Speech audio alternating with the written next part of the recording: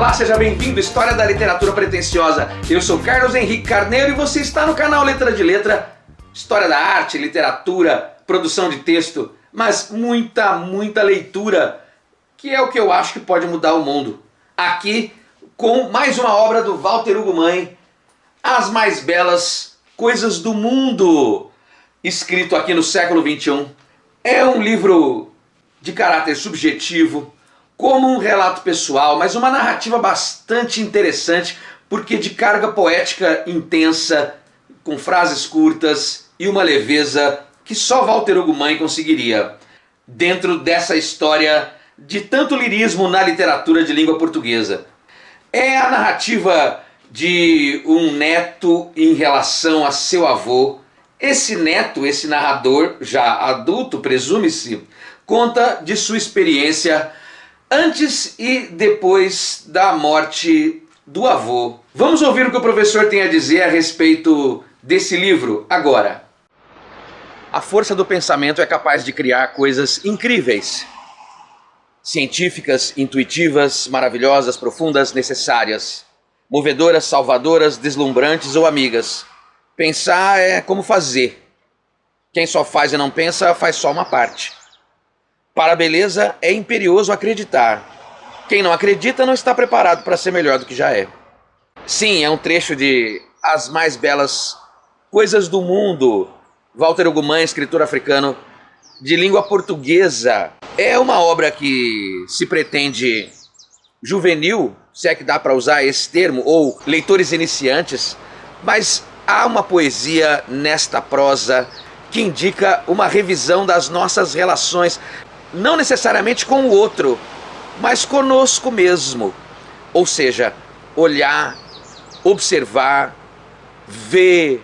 Esse raciocínio mora numa pequena narrativa que envolve a infância do narrador com seu avô.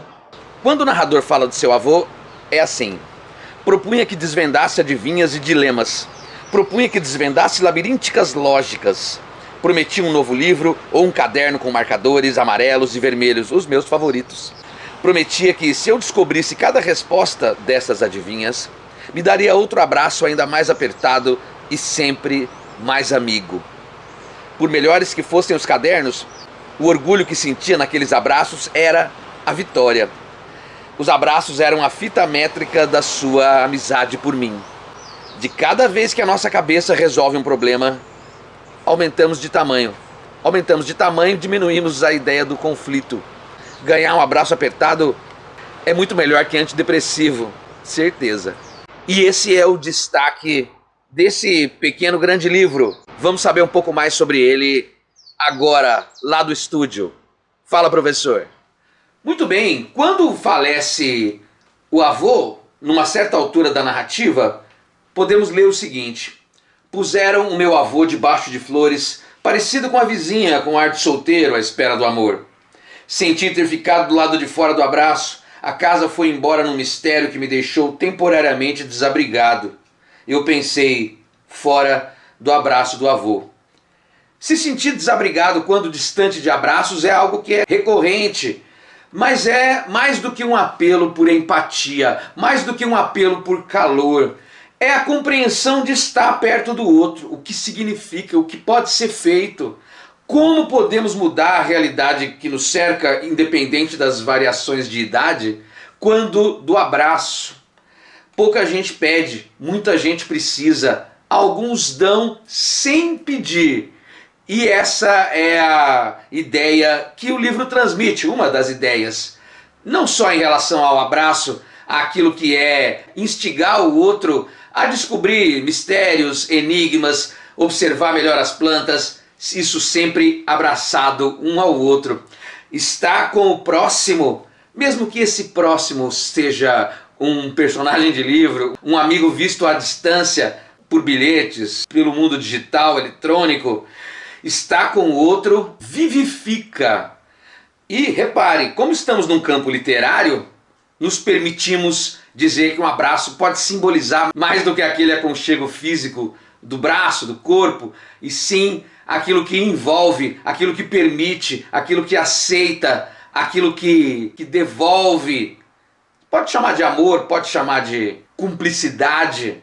Olhem, esse livro do Walter Ugumãe é desses que nos abraçam. Ele diz numa certa altura: eu queria ser sagaz, ter perspicácia, estar sempre inspirado. O meu avô pedia que não me desiludisse. Quem se desilude morre por dentro. Eu vou repetir. Quem se desilude morre por dentro. Lógico que é um direito que temos em ficar desiludidos, frustrados. É humano ficar frustrado. É humano ficar desiludido. Nada de tentar escorraçar esse tipo de sensação, porque ela é do ser humano.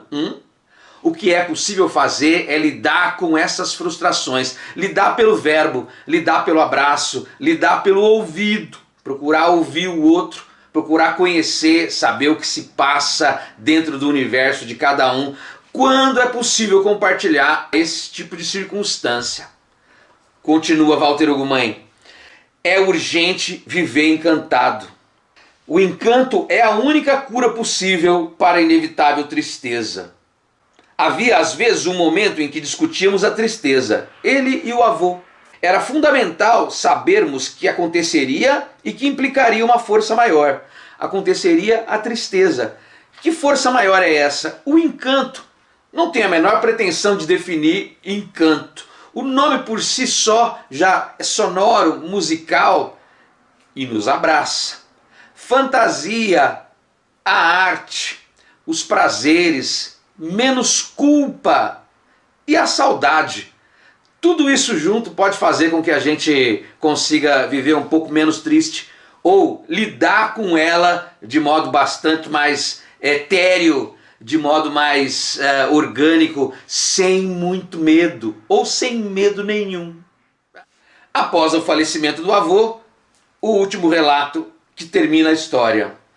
À noite deito igual a uma semente na almofada úmida do coração. Vou ler de novo. À noite deito igual a uma semente na almofada úmida do coração. Fico aninhado com a esperança de crescer esplendorosamente por dentro do amor. Mas eu não vou dizer o desfecho não. Esse você vai ter que descobrir. Walter Ugumãe, As Mais Belas Coisas do Mundo. Espero que tenha gostado. É isso. Um abraço, até mais.